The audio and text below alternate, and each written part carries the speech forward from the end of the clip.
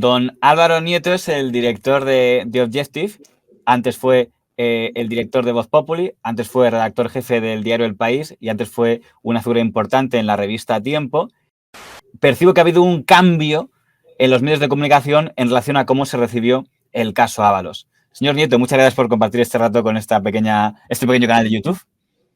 Pues nada, muchas gracias. Encantado de estar aquí porque, como sabes, te tengo una gran estima y un gran aprecio porque eres probablemente la persona que más sabe de medios de comunicación en España, o por lo menos que más memoria tiene sobre los medios de comunicación en España. ¿Percibe usted que ha habido un cambio en los medios de comunicación? Publicaba un tuit al respecto de cómo se han comportado en relación al señor Ábalos, porque me da la impresión de que en estos momentos ya nadie niega que hay oscuridad en torno, un lado oscuro en la vida del que fue ministro de Transportes y secretario de Organización del PSOE, algo que creo que en su momento, ya lo repasaremos, pareció indignar a muchos periodistas cuando lo insinuó usted.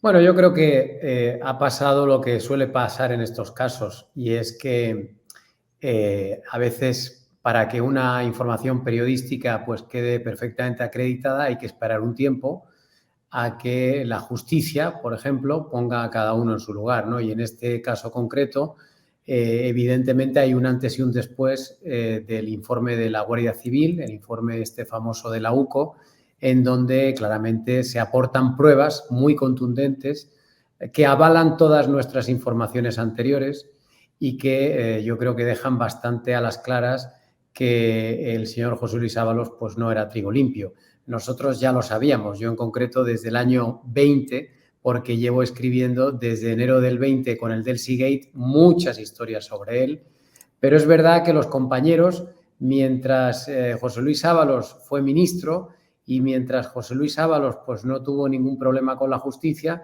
prefirieron mirar para otro lado o directamente criticarnos. A mí no me importa mucho porque yo ya estoy acostumbrado y ahora lo que ha pasado simplemente es que ante las evidencias, pues algunos han tenido que recolocarse. Mencionamos la información que publicó siendo el timonel del digital Voz Populi el 23 de enero de 2020, cuando fue el primer medio en informar, en ese momento en exclusiva, que la reunión que había tenido el señor Ábalos con la vicepresidenta del gobierno de Venezuela, la señora Delcy Rodríguez. Luego en un libro ha contado mucho más detalles de este asunto. Confieso que del libro a mí la parte que más me impacta es esa especie de órdago con la Guardia Civil que quería, digamos, pasar por encima de ellos y, curiosamente, tuvieron más resistencia de lo que uno podría pensar ante la autoridad, en el sentido de que no podía hacerse la vista gorda ante esa situación.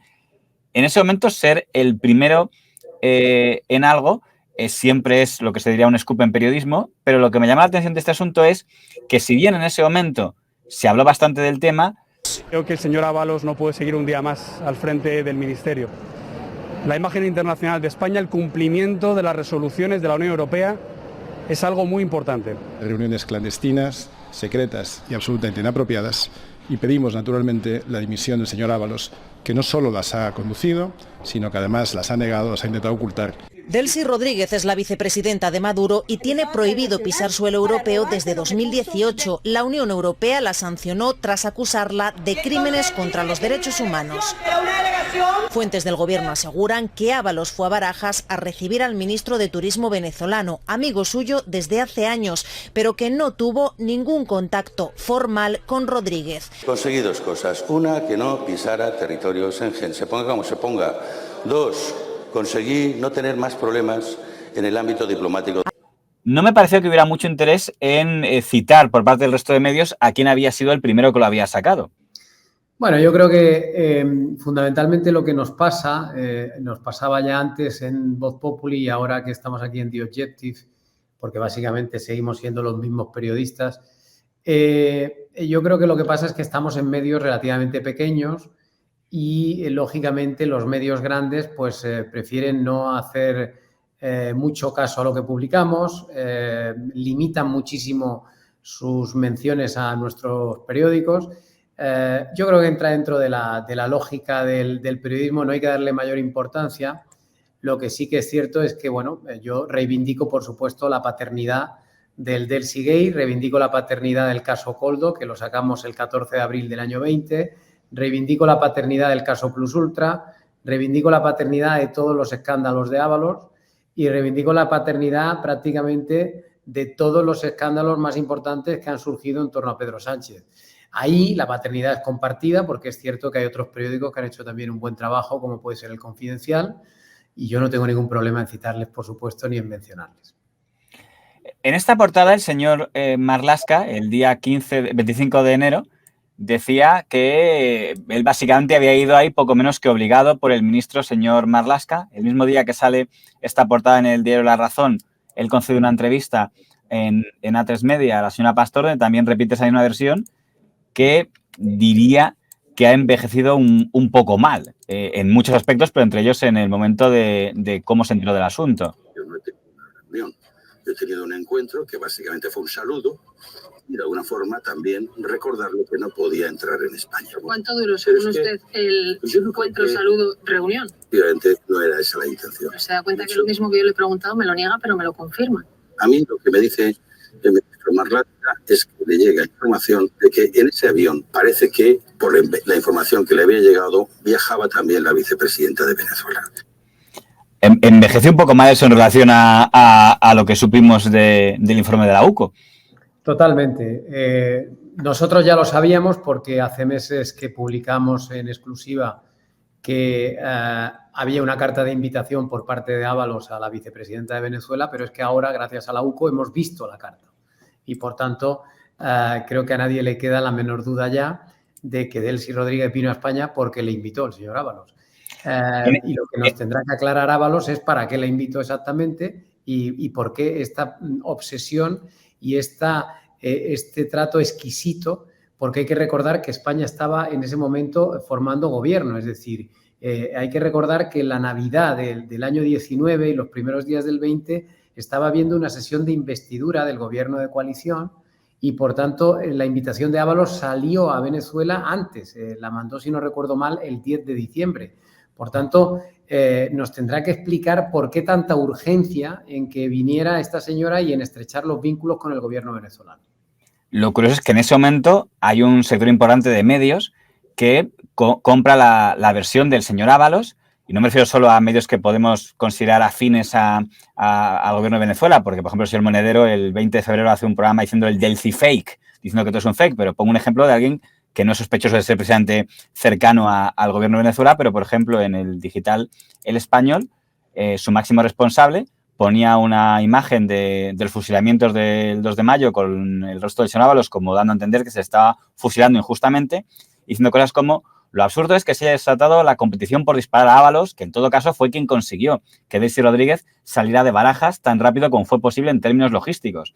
Hasta esta noche no es que no hubiera visto en su vida a Delcy, es que ni siquiera le ponía cara. Probaría el tacto del ministro. Dudo mucho que este escándalo hipertrofiado tenga recorrido penal.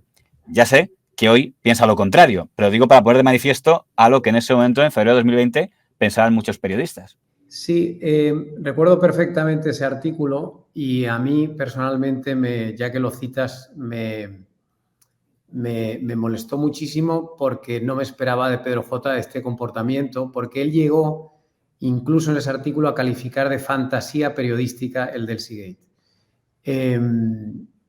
Es evidente quién tenía la verdad y quién tenía la razón, y yo creo que él, en un intento demasiado burdo por defender a Ábalos,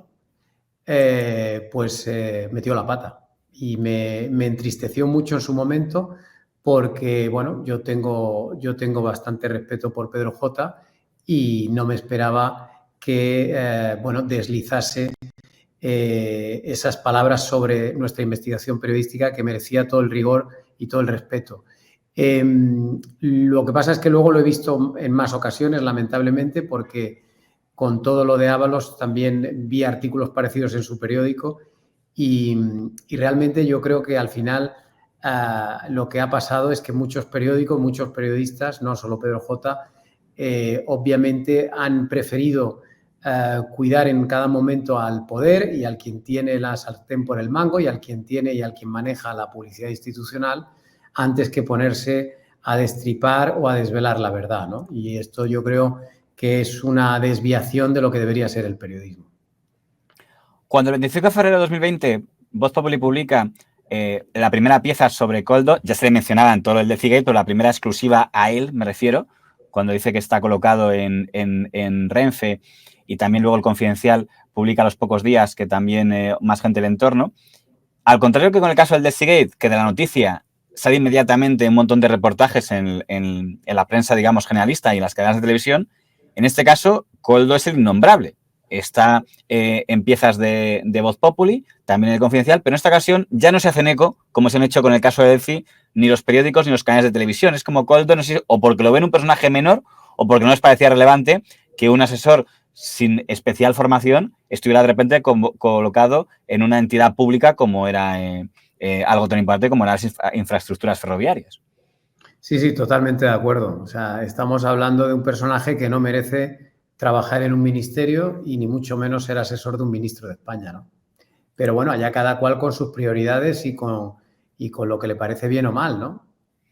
El otro punto que usted también, no quiero desgranarlo mucho porque el que quiera conocer todos los detalles, que aproveche y se haga con conexión Caracas-Moncloa, que está en Amazon, pero también dedica gran parte a hablar de Plus Ultra, por cierto, y también de otros negocios más antiguos de los que yo tampoco tenía ningún conocimiento porque no recordaba que salían en prensa, de otras figuras importantes de gobiernos anteriores. Interesante también, eso está recogido en el libro, pero el caso... No, lo podemos decir abiertamente. Por ejemplo, yo en el libro cuento un escándalo de corrupción relacionado con el señor José Bono, del que muy poco se habla en España, pero que está perfectamente acreditado, como habrás visto en el libro. Y que me llama la atención que cuando salió ni siquiera haya sido, aunque sea el mismo para decir desmiento tajantemente esto, se ha pasado un poco de puntillas todo el tema. No puede desmentirlo ni puede demandarme, porque es que los hechos están acreditados, como digo, por tanto, allá cada cual con sus responsabilidades. Pero sí, en el libro está recogida toda la vinculación histórica del Partido Socialista con el gobierno de Venezuela, que ha sido muy fructífera, especialmente para gente como Bono, Zapatero y ahora Sánchez Ábalos, ¿no? El momento en el que, digamos... Pasando por Morodo, pasando por el embajador. Bueno, el señor Morodo, que ahora está también de reciente actualidad, porque creo que ya nadie niega que aprovechó, digamos, su etapa de diplomático para hacer gestiones paralelas. Claro, sí. Triste final para una carrera tan larga, pero bueno, yo creo que ya lo que está saliendo parece difícil salvar la imagen del señor don Raúl Morodo. El señor Ábalos dejó el gobierno a mediados del año 2020. Fue la gran duda de qué había pasado, de por qué dejaba el gobierno, si teóricamente el titular iba a ser que salía el señor Iván Redondo porque había movidas internas y que salía la señora Carmen Calvo porque discrepaba de algún punto de las leyes de igualdad, pero no se esperaba nadie que saliera el señor Ábalos y además sale a la vez del Ministerio y de la Secretaría de Organización del Partido Socialista, que a nivel orgánico es el cargo más importante en el Partido Socialista. Y la primera explicación que se da es la que publica usted en noviembre, ya como director de The Objective, y es cuando publica el famoso tema de que fue destituido, entre otras cosas, por tener una doble vida, una vida oscura, y se empieza a hablar, y en esa información también se hace referencia al señor Koldo, que es una cosa bastante interesante que porque él, digamos, se empieza a poner un poco de manifiesto, a ver si podemos ver el titular de uno de ellos, aunque fue un serial largo. Las razones de la caída de Ábalos. Sánchez echó al ministro por su oscura doble vida. Y dentro de esa noticia dice, Koldo García Izaguirre, su responsable de seguridad en el Ministerio de Hombre de Confianza, sigue siendo un misterio para el partido, donde aseguran que los rumores sobre la vida disoluta del ministro venían desde siempre, pero su declive no llegó hasta la irrupción de este personaje que ahondó en que José perdiera el rumbo y el orden de su vida. Con lo cual, desde el primer momento teníamos a señor Ábalos y como coprotagonista de esa historia al señor Koldo García. Esto es lo que publicó el 3 de noviembre y que desató la tormenta por la que ahora le voy a preguntar. Pero cuando usted, digamos, dijo adelante con esta historia, ¿se imaginaba que se iba a convertir usted, no quiero generalizar, pero digamos en el apestado para un sector del periodismo español? A ver, yo creo que hay que poner un poco en contexto la publicación de este reportaje, que fueron 9 entregas, si no recuerdo mal, consecutivas, que fue un poco nuestra puesta de largo aquí en The Objective. Aquel verano habían echado, como ha recordado, a Ábalos del gobierno, había sido a mediados del mes de julio, y toda España se preguntaba, toda la prensa nacional estaba preguntándose por qué Sánchez había prescindido de su hombre fuerte, tanto en el partido como en el gobierno. Yo aquel verano ya estaba trabajando, digamos, en lo que hoy es The Objective, pero la redacción, el equipo de periodistas no vino, no fue contratado hasta el mes de septiembre. Y cuando yo contraté a los periodistas, le encargué a uno de ellos, en concreto a Ketty Garat, que era la persona que se iba a ocupar del Partido Socialista, que por favor se pusiera como prioridad aclarar, investigar por qué habían echado a Ábalos del gobierno. Yo creo que como director de periódico era mi obligación intentar desentrañar esa gran incógnita que todo el mundo estaba planteándose en aquel momento. Y fruto de esa investigación que empezó a hacer Ketty en el mes de septiembre, llegamos a esta publicación del 3 de noviembre. Ketty Garat es una periodista con una trayectoria inmaculada. Cualquier periodista que haya tratado con ella o cualquier político que haya tratado con ella sabe lo meticulosa que es, lo rigurosa que es y sobre todo lo trabajadora que es. Y ella lo que hizo fue hablar, si no recuerdo mal, fueron 23 o 24 fuentes diferentes y fruto de hablar con todas ellas elaboró esta serie de artículos que empezaron efectivamente por La oscura doble vida, pero que siguieron en siguientes entregas hablando del descontrol de los gastos que había en el Partido Socialista, de los viajes que hacía por medio mundo con empresarios un tanto extraños, de este asesor que tenía Koldo que llevaba 3 sobres a todos lados con dinero en efectivo, en fin, se habló de muchas situaciones y de muchas cosas que, según todas las fuentes consultadas, propiciaron o provocaron la destitución del presidente del gobierno. Cuando yo vi la información, por supuesto, no tuve ninguna duda en que había que publicarlo. Probablemente hoy, si me preguntaras si lo volvería a hacer, pues seguramente lo publicaría de otra manera, porque probablemente el orden de la publicación de los artículos condicionó mucho lo que la opinión pública percibió de todo esto. Es decir, al ser esta la primera entrega y al poner énfasis la primera entrega en La oscura doble vida, yo creo que la gente y el resto de medios de comunicación se olvidaron de las entregas 2, 3, 4, 5, 6, 7, 8, 9. Me gustaría decir una cosa al respecto y ahora entraremos un poco en eso. Tampoco era la primera vez que esto se hacía. Quiero decir, sin entrar ya en la jefatura del Estado y todo lo que está sacando ahora de que lo que parece que hay medios que tienen dedicación exclusiva a hablar de la vida del anterior jefe del Estado, pero incluso en cargos políticos. Yo me acuerdo que la señora Ana Pardo de Vera publicó del señor Monago que se había ido con un amante en unos viajes que hacía en Tenerife. Yo me acuerdo que un diputado de la Asamblea de Madrid que se llamaba Reneses también sacaron que se fue en compañía de una novia a un viaje a París del avión, tendría que dimitir. Yo me acuerdo de un senador del PSOE, que era Carlos Piquer, que también sacaron, ha gastado con su tarjeta para irse con una prostituta, no sé qué. Quiero decir, tampoco era la primera vez y no recuerdo reacciones como las que ahora vamos a recordar. Claro, lo que pasa es que yo creo que también, yo creo que periodísticamente teníamos la obligación de aportar una respuesta a la pregunta que todo el mundo se estaba haciendo y es ¿por qué echó Sánchez a Ábalos? Y luego yo siempre tuve mucho cuidado, y eso sí que lo digo, en no meterme excesivamente en asuntos personales y de vida privada. Es decir, evidentemente nosotros tuvimos que darle una explicación a todo esto. Era un tema político al que había que buscar una explicación, pero la explicación que nos dieron los políticos fue esta. Entonces, evidentemente, yo lo que no voy a hacer es omitir la verdad.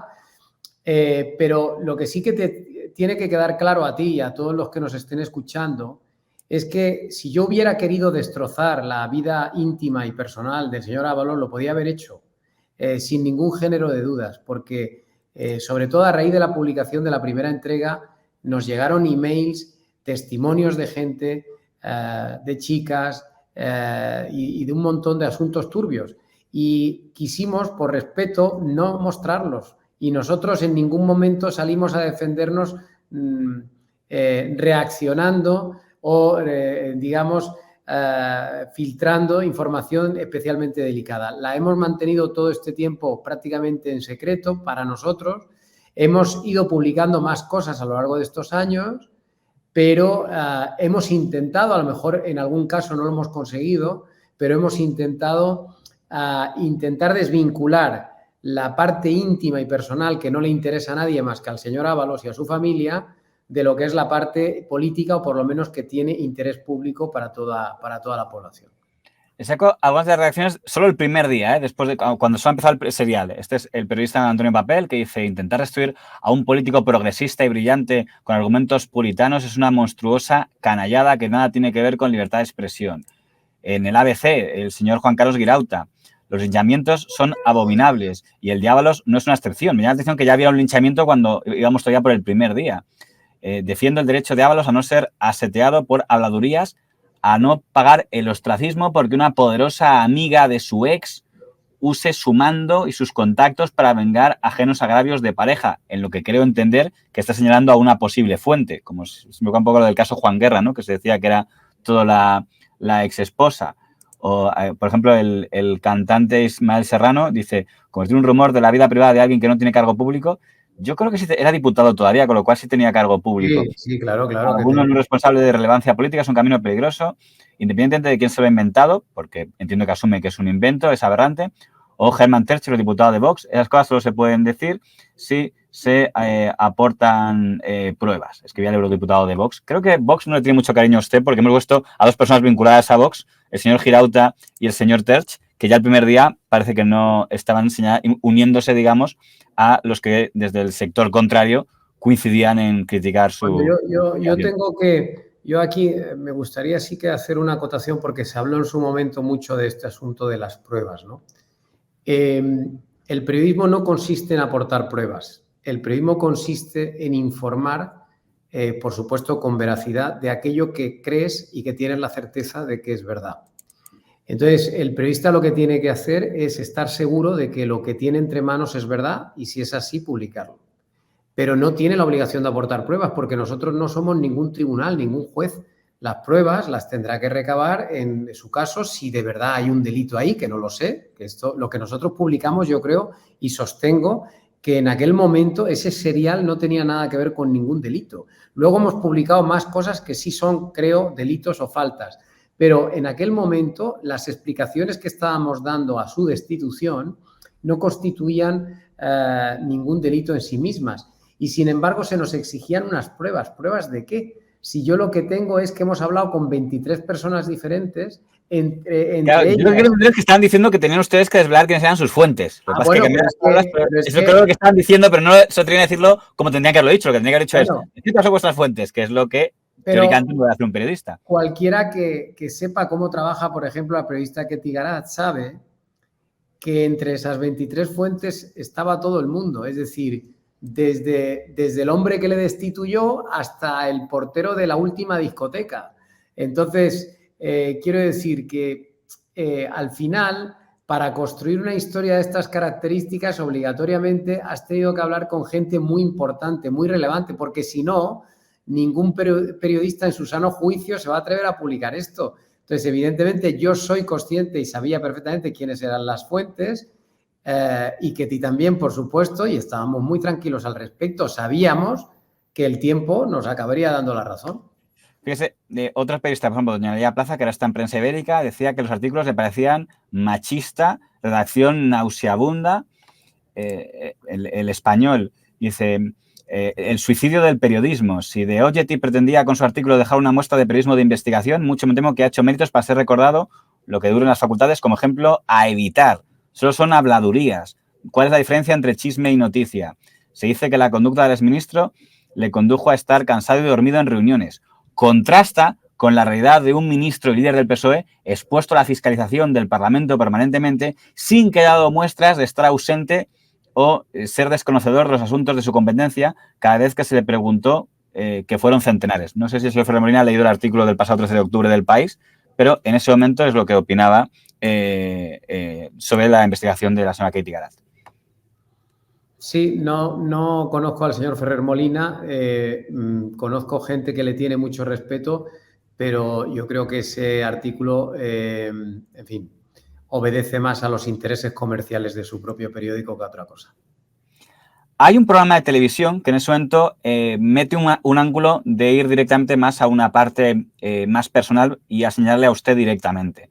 Me estoy hablando que el 3 de noviembre usted es entrevistado en Todo es Mentira y en Todo es Verdad y sacan unos WhatsApps que yo me permito suponer que se los ha filtrado el propio señor Ábalos. Digo que me permito suponerlo porque entiendo que es una conversación entre dos personas, salvo que se lo haya filtrado usted, entiendo que la otra persona ha sido la que pues ha decidido convertir esto en un esquema personal y avanzar la idea de que todo esto era una venganza personal porque cuando a usted le habían despedido del diario El País con la purga que se llamó cuando llegó Doña Soledad Gallego Díaz, que salieron de golpe 6 personas que habían estado vinculadas a la etapa anterior, en ese momento sacan que en las gestiones que había hecho usted para buscar trabajo había incluido al señor Ábalos. Y además una abogada, doña Monse Suárez, dice que es en ese programa que demuestra que hay fines espurios en la información. Cuando te tiraron del país y debería habértelo dado. ¿Es cierta esta información? Es rotundamente falso. Yo, evidentemente, cuando salí de allí, intenté establecer relaciones con todo el que pude para ver en qué me iba a ganar la vida los próximos meses o años, y creo que eso es legítimo hacerlo también. De ahí a decir que estoy vengándome. Pero lo que es cierto, lo que sí es cierto, es que usted sí le pidió trabajo a Ábalos, y yo tengo la prueba documental de eso. Con esto pretendo demostrar que usted esta tarde me ha mentido. Que ha estado detrás del Seagate, detrás del Plus Ultra, ¿ahora qué quieres? ¿Desacreditarme para qué? Lo que es importante para el derecho, los fines espurios o no de un director con el tratamiento de un artículo a una persona que supuestamente no le ha dado trabajo y puede ser, le guste o no le guste la palabra, venganza. Pero es que no es porque lo digamos de suerte, es que eso es importante para el derecho. Insisto, los fines espurios. Se arriesga tanto el autor del artículo, en este caso que Tigara, como el director del medio, a que sean imputados por un presunto delito de calumnia. Y vamos a eso. E injurias también. Vamos a dice el Código Penal, pues que es una pena altísima. De 6 meses a 2 años. Pues que... De 6 meses a 2 años decían que se podían ustedes ganar por lo que estaban haciendo. A ver, varias cosas. Uno, vamos a explicarlo. Aprovechando que me das esta oportunidad, vamos a explicar las cosas porque no tengo nada que ocultar. A mí me despiden nada más ganar Pedro Sánchez la moción de censura. La misma semana, creo recordar. Me despiden el día 11 de junio, lunes, es el primer día de Soledad Gallego Díaz al frente del país. Me despiden a mí y a toda la cúpula directiva del diario El País, donde estaban pues, los principales periodistas con los que contaba Antonio Caño en la dirección. Y yo inmediatamente lo que hago, como me parece que haría cualquier persona en esa situación, es decir, en una situación de shock porque te han despedido de tu trabajo, yo lo que cojo es mi teléfono, mis contactos, mi agenda y le mando un mensaje muy parecido a un montón de gente que yo entendía que podían tener la posibilidad de ayudarme en ese momento a encontrar otro trabajo. Y escribo, por supuesto, al señor Ábalos y escribo, pues yo qué sé, a Mariano Rajoy, a Iván Redondo, a Albert Rivera, a Pedro Sánchez, a todo el que sea posible, porque yo lo que busco es trabajo. Y en aquel momento hay que recordar que el gobierno acaba de tomar el poder, es decir, yo no sabía que Ábalos era un sinvergüenza, yo no sabía nada. Estamos hablando del año 2018, acababa de ganar la moción de censura y yo me dirigí tanto al PSOE como al PP, como a Ciudadanos, como a todo el mundo, simplemente para comunicar que acababa de ser despedido, que me parecía que aquello era injusto y que si sería posible pues tener una reunión o comentar a ver las posibilidades de entrar a trabajar en algún gabinete de prensa o en algo relacionado con mi formación.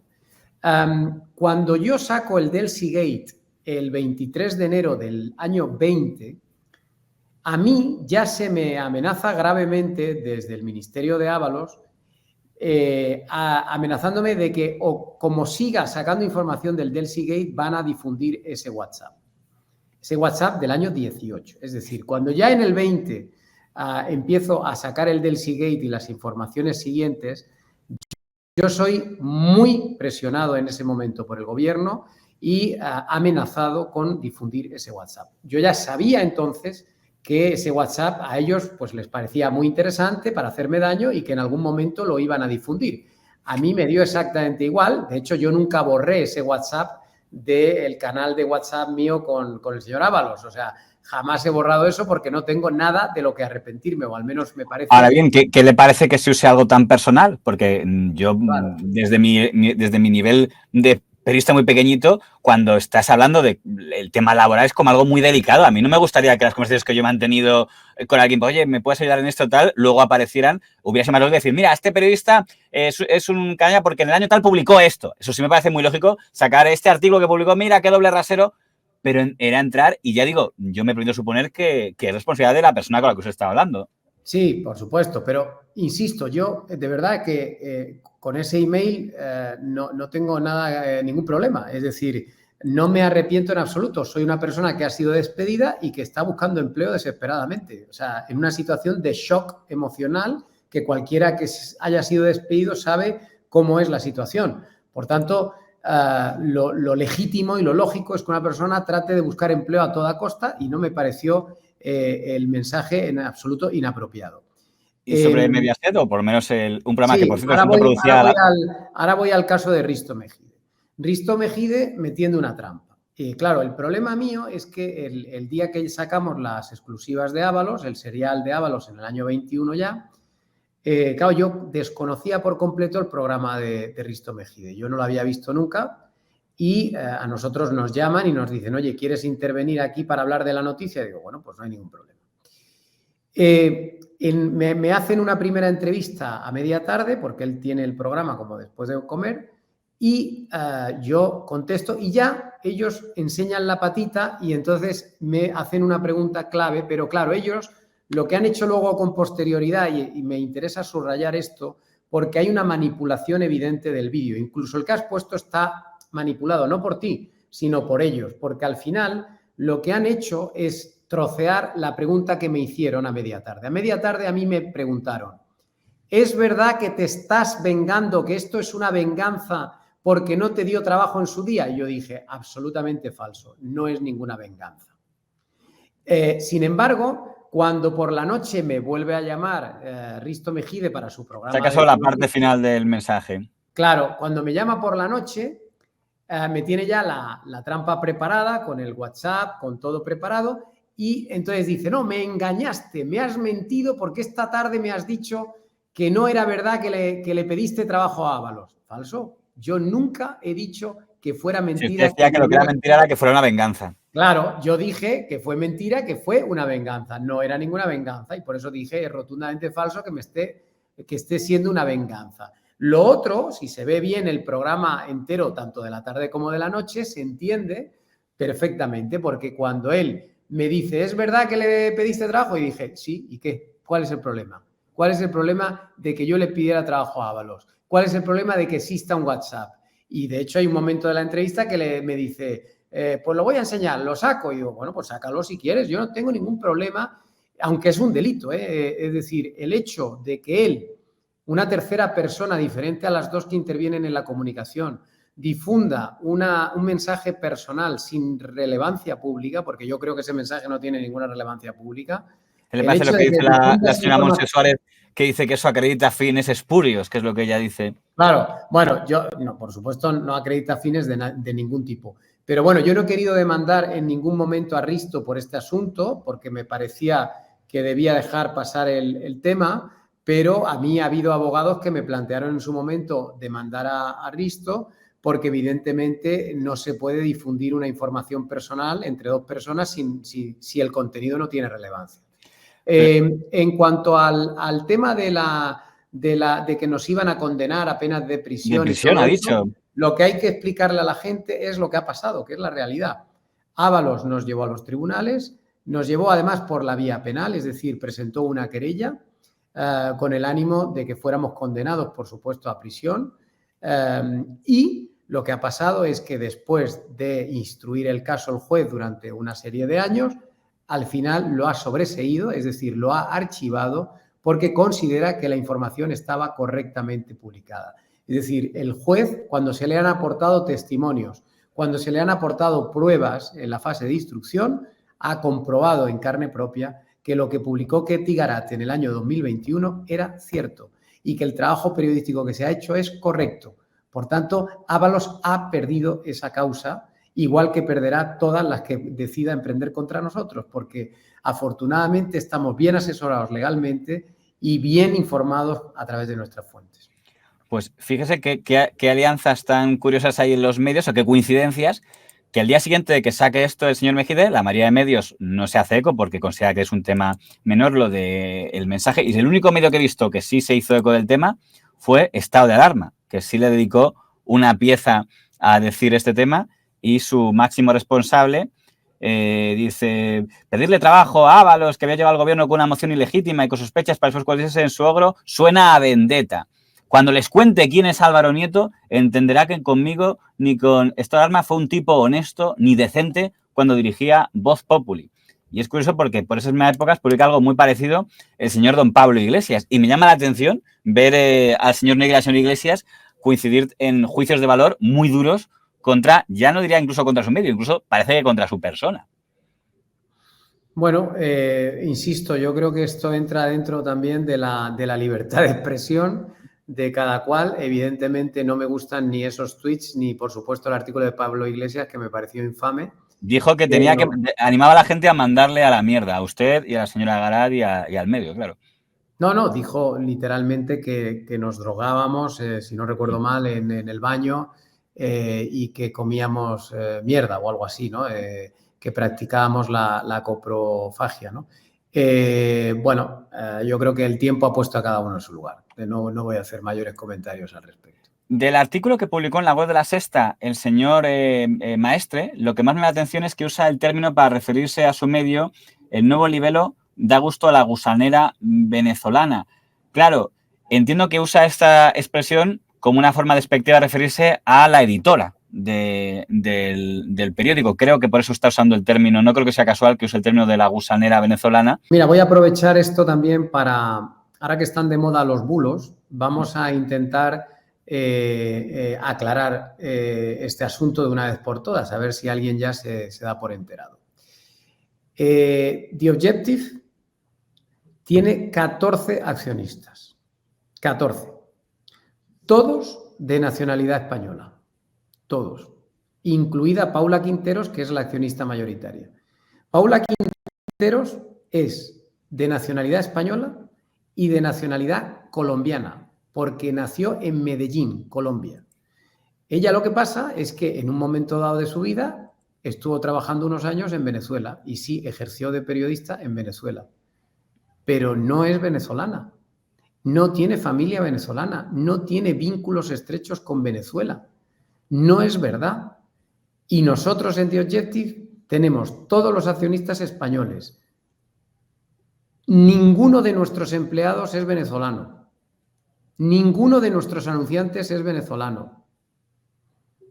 Entonces, nosotros sí, es verdad, nosotros estamos haciendo información sobre Venezuela porque nos parece que es muy interesante y muy relevante que contemos la situación en la que está aquel país y la situación que han atravesado la gente que está viniendo de aquel país a buscarse la vida en España, porque creemos en la libertad y en la democracia. Pero, por supuesto, que me parece completamente injusto hablar de este periódico como si fuera, no sé, el brazo armado de no sé... La gusanera venezolana, que es lo que decía el señor Maestre. O sea, yo, ¿qué quieres que te diga? O sea, yo hago aquí periodismo, el mismo que he hecho toda mi vida, y es verdad que yo también tengo unos vínculos estrechos con Venezuela, ahí también lo tengo que decir, porque mi mujer es franco-venezolana, pero no tiene nada que ver ni con la oposición política ni con el periodismo. Mi mujer se dedica a otra cosa, o sea que no, y por supuesto no es millonaria. Ustedes siguen publicando cosas del señor Ábalos conforme avanza el tema, y también sobre el señor Koldo García, del que nadie está hablando en ese momento, porque creo que la gran parte de medios y en las televisiones creo que el señor Koldo García no existió hasta el... Aunque bueno, he visto que en el Congreso de los Diputados hizo una defensa al señor Koldo García de él cuando salió el DSG diciendo es un héroe en la lucha contra el terrorismo, tal, que demuestra que era alguien muy cercano a él. Cuando publican esto de los viajes que lleva haciendo en julio, de nuevo, el programa que produce La Fábrica de la Tele, y eso que esta vez no hay ninguna referencia a vida privada de nadie, vuelve a hacer otra pieza para, entiendo yo así al menos, ridiculizar esta información de los viajes. Y lo que más me llama la atención es lo que dice el periodista don Javier Gómez, por ser alguien que ha trabajado en el mundo, que se le atribuía, digamos, un nivel serio, y veo que entra en lo de dar lecciones de quién es y quién no es periodista. José Luis Ábalos Ábalos y Koldo García han visitado 11 países desde que el exministro salió del gobierno en julio. Pero de esos 11 viajes no hay ni billetes, ni fotos, ni ninguna prueba que demuestre que Ábalos se hubiera montado en dichos aviones. Ni el por qué. Solo mencionan según fuentes próximas al exministro. Porque si tú no lo demuestras, son negocios distintos. En el momento que tú lo demuestras se llama periodismo. Cuando no lo demuestras se llama cotilleo. Y tú dices que no hay ningún delito y no das pruebas de aquello que estás contando, no es periodismo. No, pero esto saca las verdades de la sociedad. No, es basura. Hace nuestra sociedad peor, hace nuestra democracia peor y sobre todo hace nuestro periodismo muchísimo peor. José, un comunicado de Koldo García, el asesor y hombre de confianza de Ábalos, que aparece también en todas estas informaciones de The Objective, y el comunicado dice así: la imagen que se está creando atenta contra mi derecho al honor y el de mi familia, por lo que he iniciado acciones legales. Nunca he sido personaje público ni quiero serlo. Y dice que todas las informaciones de The Objective están ya en los tribunales y es en los tribunales donde se dirimirá. Le demandó el señor Koldo antes de que... Esto es todo, claro, esto estamos en noviembre 21, aún faltan 2 años para su detención. No, de hecho, nos demandó Ábalos y ha perdido, como hemos visto. Esa información es muy relevante porque esa información, si se mira en su contenido íntegro, se verá cómo son viajes no de vacaciones a Lisboa. Es decir, se van a Guinea Ecuatorial con una serie de empresarios, se van a República Dominicana con una serie de empresarios y se van a ver a autoridades políticas, es decir, ya fuera del gobierno, mantienen conversaciones al más alto nivel en países un poquito extraños.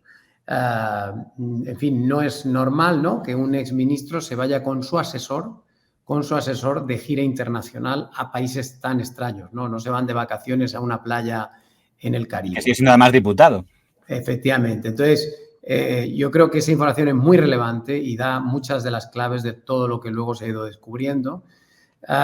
Respecto a este vídeo que acabamos de ver, yo vuelvo a lo que he dicho antes sobre Pedro J. A mí me entristece enormemente que Javier Gómez, persona a la que yo conozco, y por la que tengo cierto respeto, hable en estos términos. Yo creo que es desconocer por completo en qué consiste el periodismo. El periodismo, como decía yo antes, no consiste en aportar pruebas. Nosotros no somos un tribunal ni unos jueces. Nosotros no dictamos sentencia. Nosotros lo que hacemos es informar después de hablar con un montón de fuentes y de contrastar una serie de hechos. Y si tenemos los hechos contrastados, pues se publican. Hay que recordar que el periodismo es eso, o sea, es el Watergate y es garganta profunda, es decir, tú tienes una fuente, la crees, la compruebas, lo contrastas y si crees que la información es veraz, la publicas. Y luego ya que cada palo sostenga su vela. Si tienes pruebas, pues es maravilloso, evidentemente, pero ¿qué queremos? ¿Una imagen de vídeo del señor Ábalos entrando en el avión de Delcy Rodríguez? No. Cuando sacamos el Delcy Gate, a nadie se le ocurrió exigirnos las imágenes que avalaran que efectivamente el ministro subió las escalerillas del avión. Bastó con que nosotros hicimos bien nuestro trabajo y sabíamos que había subido al avión. ¿Por qué? Pues porque lo habíamos contrastado con 3 fuentes diferentes. Más que sí que a mí me choca menos. Periodistas, la prueba documental, a veces la tienes, a veces no la tienes. Claro, pero si la tienes es maravilloso, pero los que hablan en esos términos, lo único que están demostrando es que periodismo han hecho poco en su vida. Porque cualquiera que haya ejercido el periodismo mínimamente, sobre todo el periodismo que consiste en desvelar aquello que alguien no quiere que se sepa, pues el periodismo es eso mismo que nosotros hacemos y eso mismo que se ha hecho 25.000 veces. Yo entendería que los políticos o los señalados por la información, en este caso el señor Ábalos o el señor Koldo García, para defenderse digan, no hay pruebas, que el medio enseña las pruebas, porque entiendo que es lo lógico. Si tú estás atacado, tú te vas a defender diciendo, pues que lo demuestren, yo niego la mayor y si acaso que lo demuestren los tribunales. Lo que me choca es que desde el sector mediático se suscriba a ese discurso y lo que me da la impresión, y voy al siguiente corte, que se acuerda que es la famosa entrevista del 10 de noviembre, porque el señor Ábalos va a fichar como tertuliano del programa precisamente durante un tiempo, ya ha estado durante estos años con cierta frecuencia por ahí. Cuando vi la entrevista digo, creo que hay una estrategia y que quizás le estaba saliendo bien de presentarse como víctima. Ábalos es una víctima de una especie de conspiración liderada por el señor Álvaro Nieto para dejarle mal y encima están haciendo daño a su familia porque, si usted vio la entrevista del 10 de noviembre, era prácticamente, faltaba música de violín para decir cómo está sufriendo este señor. Tu desempeño en el cargo de ministro, que llegabas tarde, cansado, bostezando, pero por culpa de esa doble vida. Mentira. Aquí Consejo de Ministros se llega tarde. Eso es mentira. Pero, insisto, además, yo soy precisamente de los ministros que menos ha faltado un Consejo de Ministros. Tipo que bosteza, bueno, como todas. La verdad es que locales de alterne, locales, mujeres que entran y salen. Bueno, es que yo lo oigo y digo, pero ¿qué película? Y pues me ha asqueado bastante. ¿Por qué? Pues porque da asco, ¿no? La información da mucho asco. Da mucho asco y es muy suez, muy zafia. Pienso que la cabecera de Objetiv debería cambiar de nombre a día de hoy. Objetivo Ábalos me parece más riguroso. Bueno, soy todo el que anima el lanzamiento de este medio. ¿Tú qué pensabas cuando se iban publicando día a día? La primera no me lo podía creer, porque nunca ha ocurrido eso en España. Cuando a mi madre se le ve esto, le hace un daño. Tiene 92 años y le da un amago de infarto. Es que a mis hijos... Sí, a mi madre, a mis hijos, y vuelvo a lo que llevo insistiendo. No estaba él solo y además había firmas de muy importante nivel. El mismo día que se emite esta entrevista, en el diario El País, aparece un artículo del señor Javois, donde poco menos que se viene a decir que Diogeti está lanzando la piedra y escondiendo la mano. Dice, ¿qué dirá el exministro si no tiene ni idea de qué defenderse? Porque se está jugando a sugerir, dice, el uso vicioso que permite engañar sin pillarnos las manos. Nos dan a entender para no responsabilizarse de lo que dicen. Al contar una verdad, tienen que probarla. Al deslizarla, no. Otra firma de bastante prestigio, la de Luis María Ansón, que en La Razón publica abiertamente: la calumnia emponzoña la vida política española. Preocupados por la multiplicación del cliqueo, han convertido a la nación en un patio de vecindad. Ábalos ha reaccionado a las insidias con seriedad como el gran político que es. Nada más lamentable que el linchamiento público de una persona honorable. Y al día siguiente de esa entrevista que acabamos de ver, vuelve a publicar un segundo artículo donde viene a decir: Ábalos sabe que las presuntas insidias contra él vertidas en un periódico digital destrozarían su prestigio si esperaba una decisión de la justicia, así que acudió a una entrevista con Risto. He dedicado los artículos a advertir sobre el daño que está haciendo al periodismo, el periodismo de la insidia a la estabilidad social. La justicia es demasiado lenta para frenar el tsunami de las insidias. La celeridad digital exige leyes nuevas que combatan la falsedad y la calumnia. Si no fuera por la firma, no me creería que la ha escrito quien dicen que lo ha escrito, porque en el pasado siempre se había opuesto a leyes para perseguir o para endurecer las sanciones contra periodistas. Más ejemplos. Diario 16, artículo de José Antequera, que creo que es el subdirector. Dice, el exministro Ábalos cumplió fielmente con las obligaciones de su cargo. Entró limpio y salió limpio. El escándalo de Alci Rodríguez ni fue escándalo ni fue nada, ya que todo quedó debidamente aclarado y archivado en los tribunales. Ahora que el asunto Plus Ultra encalla igualmente los juzgados, el periodismo amarillo entra en el porno duro como última bala. Más tuit del señor Antonio Papel, donde dice que las informaciones contra el señor Ábalos son basura, amarillismo, puritanismo, machismo, franquista. Diario de Teruel. De Objetive ha cobrado una relevancia repentina por una información sobre la oscura vida de José Luis Ábalos. Todo lo que desprende son apreciaciones morales sobre la vida privada de una persona que serían la causa de la vergüenza. Chismes, vamos. La nueva horneada de medios digitales pisa fuerte. Diario Hoy, del Grupo Vocento en Extremadura. Yo no sé si lo que cuenta de Objetive será verdad. Lo que sí sé es que aunque lo fuera, y sobre todo si lo es, hace un flaco favor a la verdad y al periodismo. Al lector se le pone la tesitura de creer que Ábalos debe ser crucificado, pero sin pruebas. Cuando un periódico nos pide un acto de fe, malo. Lo que le faltaba al periodismo es que la sección de chismes se aposentara en la redacción. Diario ABC, el señor Isaac Blasco, para criticar al señor Pablo Iglesias, dice: Pablo Iglesias despachaba la exclusiva de Ábalos como periodismo basura. Puede que lo de Objetive sea, en este caso, asimilable a un tipo de periodismo con apellidos. No sé si lo de con apellidos se refiere a periodismo basura. No sé si ha leído algunos de los artículos que acabo de enseñar. Sí, bueno, a ver, yo creo que ha llegado el momento en esta entrevista de hablar de las cosas, o sea, de decir la verdad. Yo he dicho la verdad todo el rato, por supuesto, pero vamos a hablar a las claras, ¿no? Porque a lo mejor los televidentes que nos están viendo no han reparado en ello. Ábalos era el ministro más importante del gobierno porque manejaba el principal presupuesto publicitario del gobierno. El Ministerio de Transportes, el Ministerio de Fomento, suele ser el que más invierte en publicidad, entre otras cosas, a través de las empresas públicas que controla. Tiene bajo su mando Correos, tiene bajo su mando Renfe, tiene bajo su mando Adif. ¿Y qué ha pasado? ¿Qué pasó?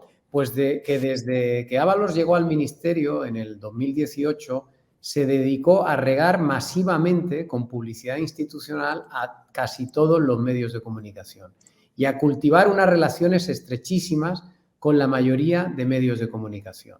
Entonces, ¿qué ocurre? ¿O qué ocurrió?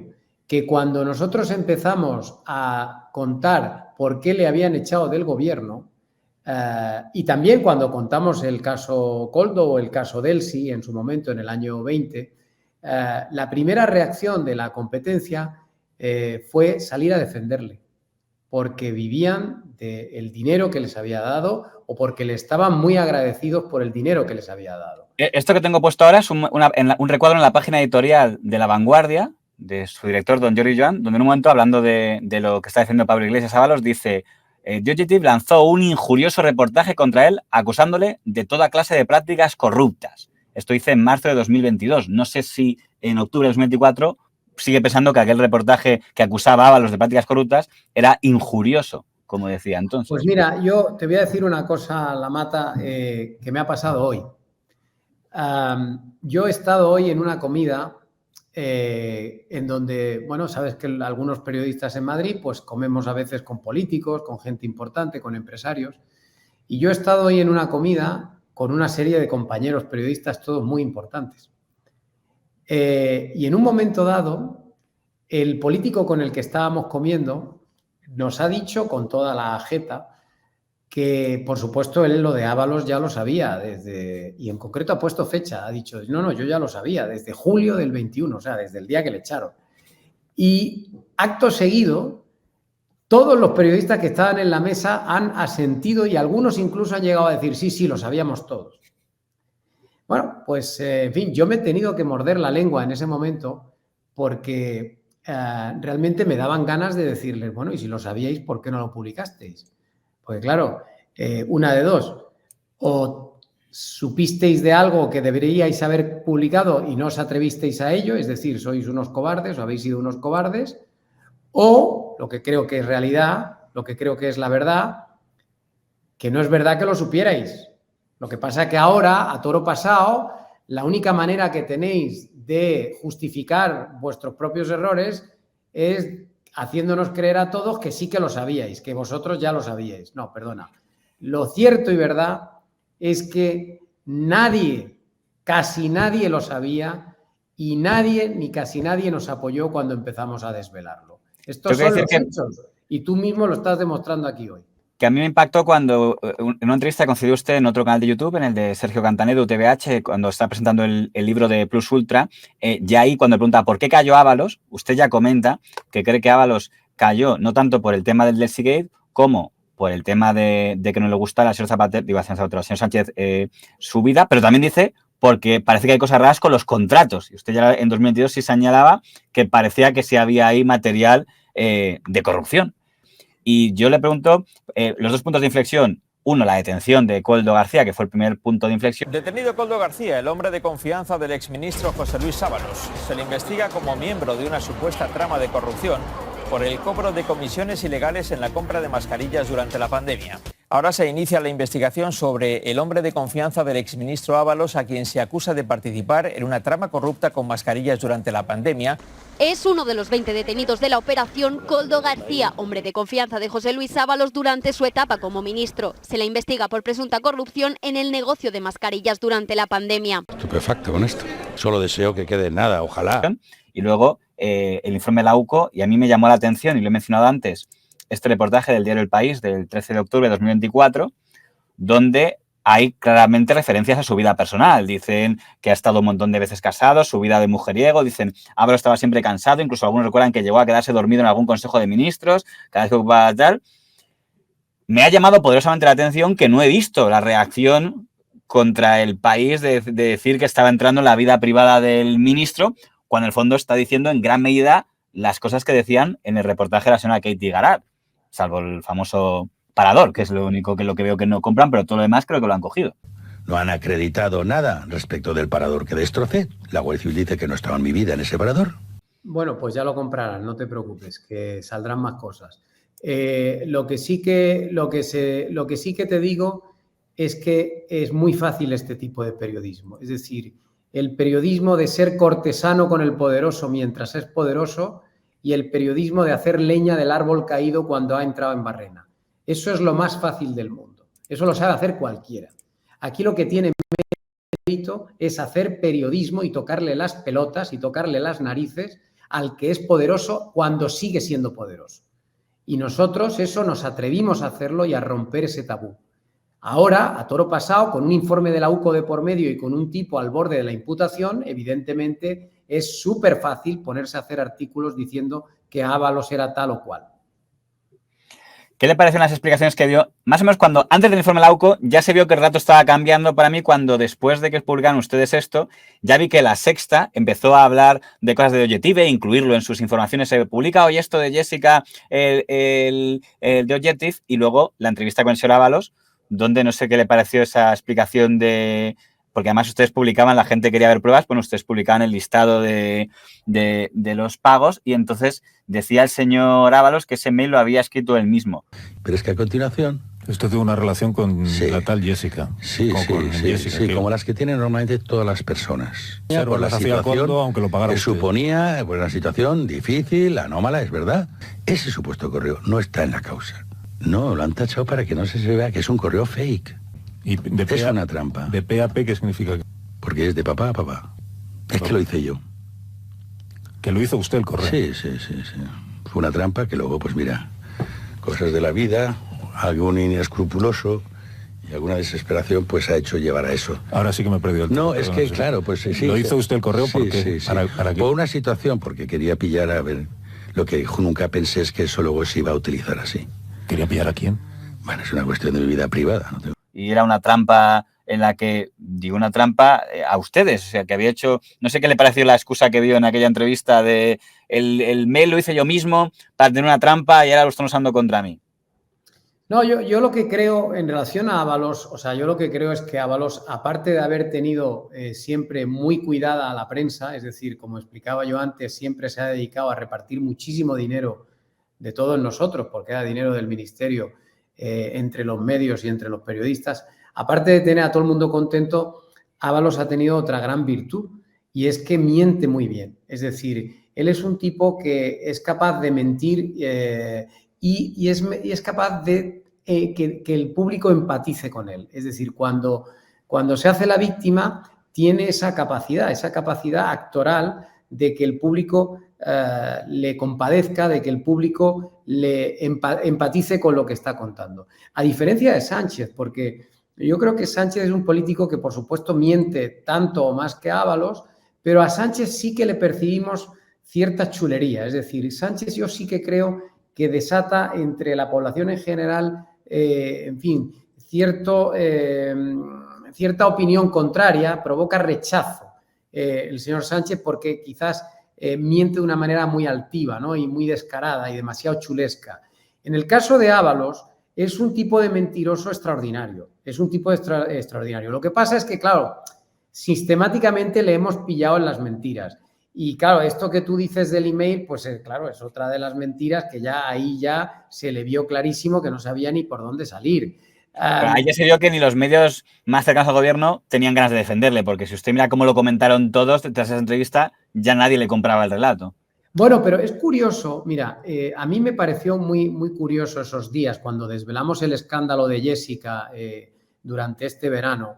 Me pareció muy curioso que la gente le preguntaba a Ábalos, oiga, pero estos 1.500 euros diarios que le pagaba a Jessica y tal, los pagaba con dinero público, y entonces él decía, no fue con dinero público, pagaba yo. Ya, pero que los viajes se los pagaba ella y los alojamientos sí, los pagaba ella. Hacía yo, pero a mi cargo, no como se ha dicho, como se ha dicho. Pero claro, es un clamor, que lo pagaba lo público, nunca. Nunca. Porque la gestión la hacía Koldo. Luego, la gestión la hacía Koldo. De confianza. Decía, pagaba yo, pero no había periodistas que le hicieran la siguiente pregunta, que era la que había que haberle hecho.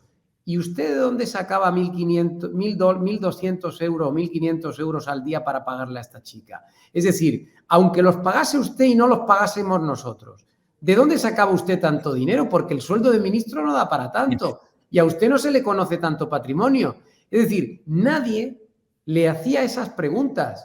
Era muy sorprendente para nosotros ver cómo los compañeros de profesión sometían a Ábalos a unas entrevistas, en fin, bastante suavecitas, porque le podían haber hincado el diente un poquito más. Pero bueno, afortunadamente ya ha saltado todo por los aires con el informe de la UCO. O sea que, por tanto, a partir de ahora ya Ábalos va a tener muchas dificultades para ir a una entrevista y que le hagan un masaje. Hombre, de hecho, en Mediaset no sé si lo está viendo, pero el mismo programa ahora le está poniendo a caldo, diciendo las contradicciones que ha tenido el señor Ábalos, tal. O sea, ya no cuenta con muchos amigos en los medios. Pero no quiero dejarme que The Objective, en su breve año de existencia, que ha sido objeto de bastante atención por parte de los competidores, sufrió otra ofensiva muy fuerte en abril, cuando mandó su carta el presidente con su supuesta predimisión, no sé cómo llamar, y entonces ustedes habían publicado noticias sobre los negocios de doña Begoña Gómez, Barrabés, etcétera. También lo había hecho el Confidencial y, digamos, los dos medios que más habían hablado sobre este tema. Saca la carta el señor Sánchez de que a lo mejor dimite y entonces gran parte del argumentario de presentar al presidente del gobierno como una víctima de digitales se centra en atacar a The Objective. Por ejemplo, me acuerdo que decía la directora del País, el periódico donde usted fue redactor jefe, investigación está la suma de recortes de pseudoprensa que el juez ha admitido incluye un bulo, la indefensión que provocan estos libelos y jueces que admiten semejante basura como indicio que afecta a los derechos. Le pongo un ejemplo, pero esos días, recuerdo que además me indignó especialmente que la forma que lo trataron en televisión española, porque quien lo dijo era alguien que quizá no sé si era el más indicado para hablar de bulos. Y hay muchos hechos concretos que él podría hacer desde la presidencia, anunciarlos este lunes. Hablar de la intervención directa de medios que no son medios, de periodistas que no son periodistas, sino corruptos del periodismo, y ver qué es lo que hay que hacer para que dejen de ejercer. Entre esos titulares reúne mucho y sobre todo que esta noticia era falsa. Es que dentro de la denuncia que ha puesto Manos Limpias aparece un bulo, que es un bulazo. Que hay, no vamos a decir informaciones, porque son trolas del tamaño de una catedral, que son mentiras. Bueno, hay de todo, ¿eh? Es que, sí, pero es que hay informaciones que son falsas. Pero aquí es que hay, no sé si decir medios de comunicación, y es una información falsa que ya se corrigió, ¿no? Es que no había ni corregirla. Y es que además lo estuvo entretenidos y riéndonos durante días, porque hubo una página web que confundió a una señora que se llama Begoña Gómez y que ha recibido una subvención del gobierno encima con la mujer del presidente. Es una hostelera de Cantabria y eso baila de denuncia de Manos Limpias. Bueno, yo creo que esto va mucho más allá de críticas. Tú eres muy generoso al llamar medios de comunicación a determinados pseudo medios. Tengo que decir, por ejemplo, que cuando han publicado la semana pasada lo del empresario que dice que llevó millones a Ferraz, han vuelto a referirse, cuando han hablado en ese programa del tema, como página web, que veo que es la forma en la que acostumbran a referirse a The Objective en ese espacio, y me llama la atención que no cuenten con la opinión ya que le van a hablar de The Objective, que no pidan hablar con The Objective. Ahora le pido una opinión al respecto, pero quiero acabar con esta exposición recordando que esta persona firmó un manifiesto en ese momento, el 27 de abril de 2024, dice: los gobiernos se eligen en las urnas, no al golpismo mediático, el ataque de la ultraderecha mediática, en un nuevo intento de subvertir la voluntad popular. Los periodistas firmantes invitamos a la sociedad civil a sumarse a este manifiesto y movilizarse en redes contra este atropello antidemocrático. No a la máquina del fango. Y están aquí un poco los firmantes, entre estaba Silvia Charrondo, doña Ana Pardo de Vera, etcétera. Yo, como sabe usted, me gusta mucho la historia de los medios, he visto 1000 peleas mediáticas, pero no recuerdo esto del manifiesto, o sea, no recuerdo que don Javier Pradera, para defender a don Felipe González, dijera manifiesto contra el golpismo mediático, o que, yo qué sé, don Carlos Dávila en la etapa de Aznar hubiera dicho un manifiesto contra que están atacando mucho en prensa a un pobre gobierno democrático. Sí, efectivamente, yo creo que esa es la gran novedad, ¿no? El choque entre el poder y los medios siempre es consustancial a la democracia, lógicamente siempre va a haber tensiones y siempre el político va a intentar desprestigiar a los medios que le tocan las narices.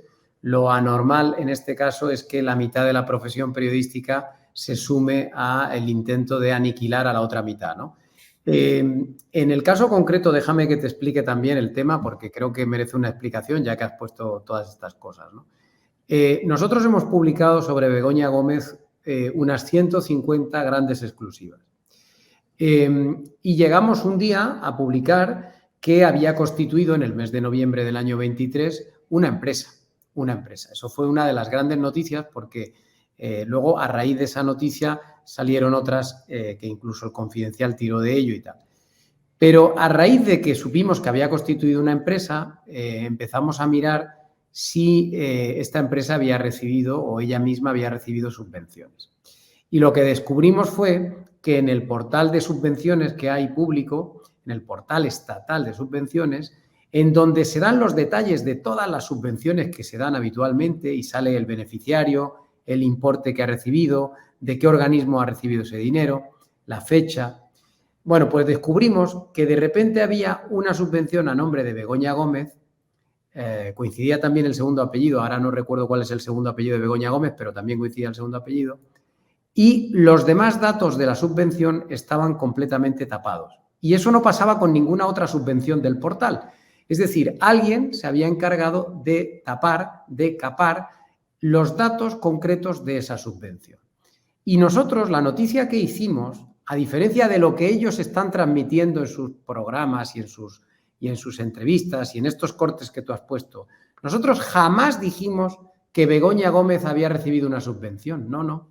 Es que si cualquiera se va a la información, porque la información sigue publicada y se puede leer, verá que lo que nosotros dijimos fue que en el portal de subvenciones el gobierno estaba ocultando los datos de una subvención a nombre de Begoña Gómez. Es decir, que estaba, ahí lo tienes, el gobierno oculta el importe de una subvención a nombre de Begoña Gómez. Y en la propia noticia, creo recordar que en el segundo párrafo se dice que puede ser hasta de 5 personas diferentes esa subvención. Es decir, nosotros, ante la imposibilidad de contrastar con la Moncloa si era ella o no era ella, porque ese día no quisieron atendernos o no quisieron hablar con nosotros, dijimos con total honestidad que habíamos comprobado que podía ser esa subvención de hasta 5 personas diferentes. Es decir, en ningún momento se dio por hecho que la subvención fuera de la esposa del presidente del gobierno. Pero sí que nos parecía relevante que después de haber contado el día anterior que había constituido una empresa, ella misma, pues nos parecía relevante subrayar que en el portal de subvenciones, donde todas las subvenciones son públicas, hubiera una a nombre de Begoña Gómez que tuviera los datos ocultos. Esto me pareció y nos pareció relevante transmitírselo a la ciudadanía.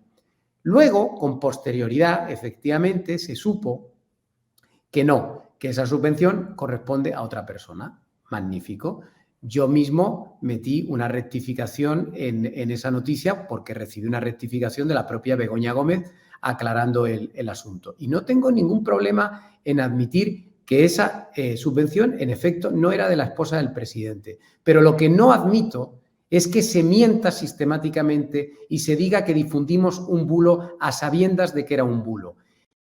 Cuando nosotros publicamos la noticia no se sabía de quién era la subvención esa, no se sabía porque no estaban los datos ahí puestos y eso se supo a posteriori. La noticia, cualquiera que la lea, verá que está hecha con la máxima, digamos, honestidad intelectual y sin ningún ánimo de atribuirle a alguien lo que no es de ese. ¿Y no le parece curioso que de repente un mismo día en un montón de programas todos coincidan en señalar a The Objective como si fuera el periódico pues, del fango, cuando algunas de las personas de los que lo están diciendo son conocidas por haber tenido también desaciertos, que todo el mundo se puede equivocar?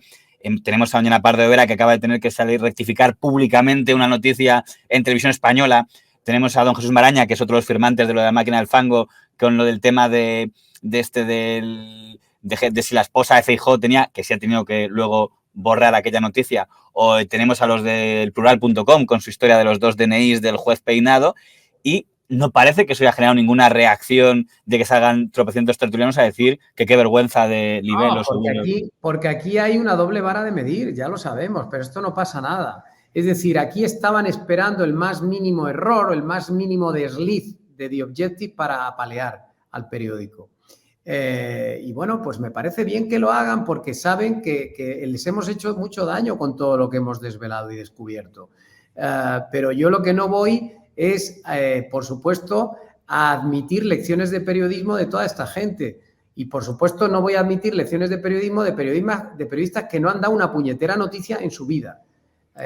A nosotros, que estamos detrás de las principales exclusivas que se han destapado en España los últimos 6 años. O sea, es que me parece completamente de locos, que periodistas que lo único que se dedican es a lamerle el traserillo a los políticos de turno, nos vengan a dar ahora lecciones de cómo se hace el periodismo a los demás. Ya terminando, me quedan solo 2 cosas que comentarle. Una ya sería si leyó este artículo del Mundo donde decían que se revolvía, don Fernando Palmero, de quienes dicen querer convertir The Objective en el país del siglo XXI. Como si no se nos estimó bastante cuando ejercían. Creo que, imagino que lo hice por que en algún momento ha mencionado usted que quería que The Objective, o es una frase de, a lo mejor, de alguno de los fichajes que hay en el país, de The Objective como vienen del país. No sé qué le pareció de que comentara El Mundo que The Objective se podía convertir en el país del siglo XXI y como algo negativo que pretendieran hacer eso. Yo no era consciente de este artículo, pero tengo que decir que no es mi propósito hacer de The Objective el país del siglo XXI. Yo pretendo hacer un periódico abierto, moderno, plural, transversal y muy, por supuesto, muy aguerrido, en donde haya informaciones exclusivas y opiniones libres, muy variopintas. Yo creo que aquí lo que se está refiriendo es a una frase que una vez dijo Félix de Azúa cuando definitivamente se incorporó a The Objective y dimitió, digamos, de su columna en El País.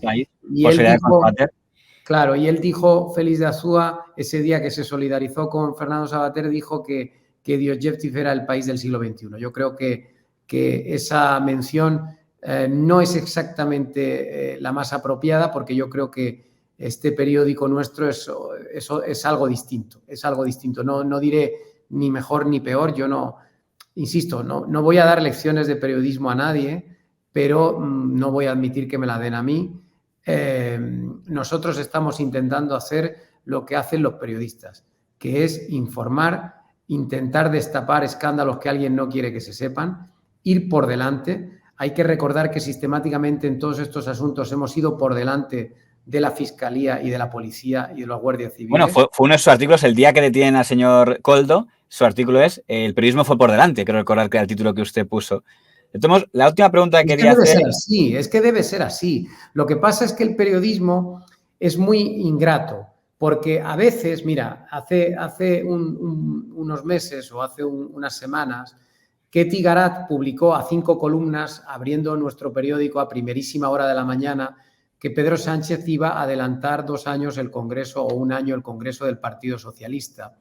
Y esa noticia, afortunadamente, a lo largo de las horas de ese mismo día acabó confirmándose y acabó siendo la apertura de todos los periódicos de toda España. Entonces, claro, cuando eso sucede es muy gratificante, porque tú en el mismo día estás teniendo la solución a la noticia que has publicado y todo el mundo te reconoce el mérito o todo el mundo ha podido comprobar que tenías razón.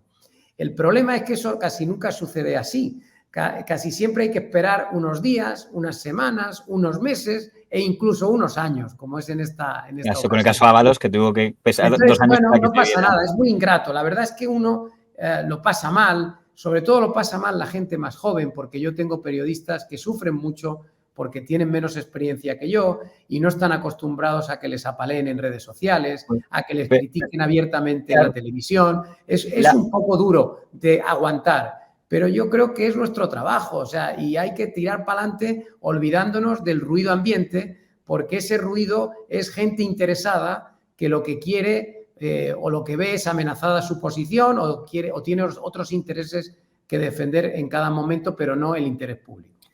Pues la última pregunta, y le pido disculpas por abusar de su paciencia, Y está un poco unido a todo, pero lo que me pueda decir, porque sé que son temas a veces delicados, pero alguien podría pensarse, estas informaciones que ha sacado en el diario The Objective, las podría haber sacado en el diario El País cuando era redactor jefe si no le hubieran echado, o las podría haber publicado en Voz Populi si no hubiera roto. Entonces, ya para terminar, y ya me meto más en un tema biográfico, lo que me pueda contar, como sabe que nos encanta la historia de los medios, visto con la distancia, ¿qué lección saca de la forma en la que salió del diario El País junto con el equipo directivo del señor Caño? Y sobre todo lo que se ha hablado menos de la salida de Voz Populi, lo que se pueda contar, porque fue llamativo que siendo un director en una etapa en la que parecía que estaba subiendo la cosa, que nuevo CMS y tal, y de repente cambio a The Objective. Sin lo que se pueda contar, que tampoco es cuestión de meternos en cómo sonaban los en WhatsApp privados, pero de estos dos cambios que no todo el periodista puede decir que ha salido de un puesto directivo de un medio y otro y ha conseguido en un tercero pues volver a encabezar un proyecto que hoy nadie creo que pone en duda que es uno de los medios, por lo menos, que está muy de actualidad en estos últimos 4 años.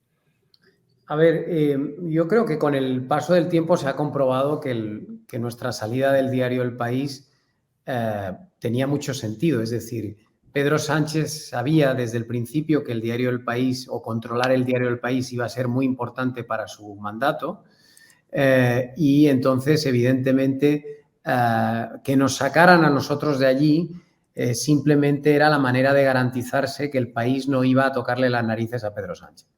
Yo soy de los que creen que Pedro Sánchez no pidió que nos despidiesen. O sea, yo estoy convencido de que Sánchez no entró a tanto detalle. La maniobra pues la hicieron otra gente. Pero esa gente que hizo la maniobra de expulsarnos de allí, yo creo que lo hizo plenamente consciente de que nosotros éramos periodistas no controlables y de que íbamos a ser periodistas incómodos en nuestros diferentes puestos si hubiéramos seguido en el país. Y por eso nos sacaron de allí. Éramos gente toda muy variopinta, porque en realidad no teníamos nada que ver unos con otros, pero fuimos todos despedidos el primer día porque yo creo que tenían la certeza de que con nosotros no se podía contar en una operación de aplaudir con loas sistemáticamente al amado líder. Luego, en el caso de Voz Populi, es muy sencillo. Yo me voy de Voz Populi por una decisión personal, fue mi dimisión y fue por un problema simplemente interno. En un momento dado yo me encontré muy incómodo y muy solo dentro del periódico, sobre todo respecto a la propiedad. No me sentí apoyado y decidí irme. Yo trabajé muy a gusto con Jesús Cacho el tiempo que estuve allí, 2 años dirigiendo ese periódico.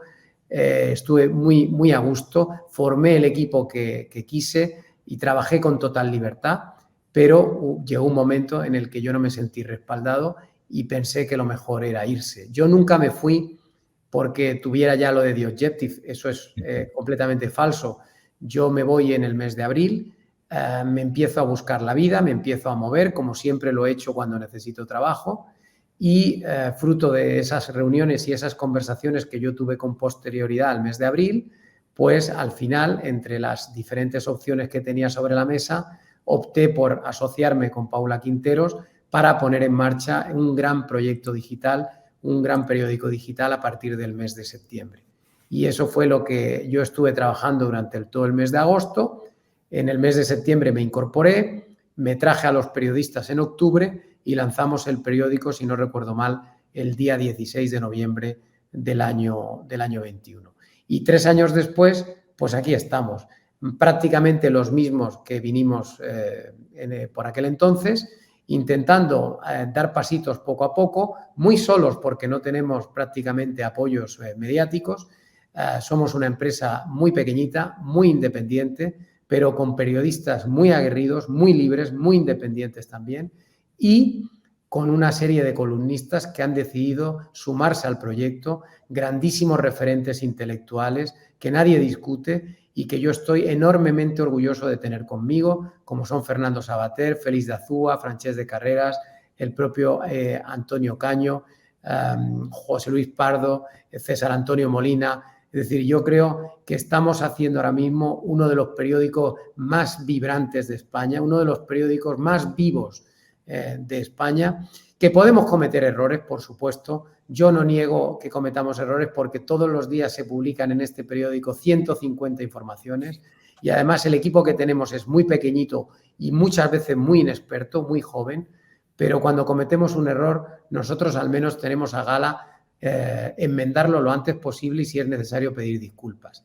Nos guiamos por las máximas del periodismo de toda la vida, intentamos aplicar el periodismo que yo aprendí hace 25 o 30 años en la Gaceta de los Negocios cuando estuve 10 años, 7 de ellos en Bruselas. Intentamos aplicar el periodismo de mis 10 años como subdirector de la revista Tiempo. Por supuesto, el periodismo que luego posteriormente también tuve la oportunidad de ejercer, aunque menos en el diario El País o en Voz Populi, ¿no? Por tanto, yo creo, lo único que pido es un poco de respeto. Creo que poco a poco el tiempo va poniendo a cada uno en su lugar y los compañeros ya están viendo que somos una gente a la que hay que tener cierto respeto y, por supuesto, la gente, el público en la calle, la audiencia, sí que lo sabe perfectamente porque esos sí que no son tontos. Es decir, la gente, la calle, el público, la audiencia sabe perfectamente quién ha informado desde el principio sobre estos asuntos y quién tenía razón. Y ahora mismo hay aproximadamente 500.000 personas, ya estamos en 500.000 personas que diariamente entran a la portada de The Objective. No caen aquí tipo paracaidista por Google ni por una noticia que se han encontrado en WhatsApp. Hay 500.000 personas que están entrando a diario por nuestra portada y eso es importantísimo porque es un apoyo popular muy fuerte y nosotros lo percibimos a diario y por tanto estoy enormemente agradecido tanto a los lectores como a los anunciantes que nos ayudan con su publicidad y con sus aportaciones a que sigamos vivos a pesar de las dificultades. Los que hace 2 años decían esa página web que no es periodismo. Bueno, el tiempo pone a cada uno en su lugar. Nosotros sabíamos que estábamos diciendo la verdad. Ha sido muy duro, pero es la verdad muy gratificante, sobre todo contar con gente como tú, que tiene una hemeroteca, que tiene un archivo y que es capaz de atar cabos y de poner las pruebas de quién tenía razón y quién no. Pues seguiremos atentos a cómo sigue evolucionando la hemeroteca de The Objective, que tiene pinta de que va a seguir siendo muy interesante para seguir este y otros casos de corrupción. Y gracias por compartir este rato con nosotros. Pues te lo agradezco mucho. Muchas gracias.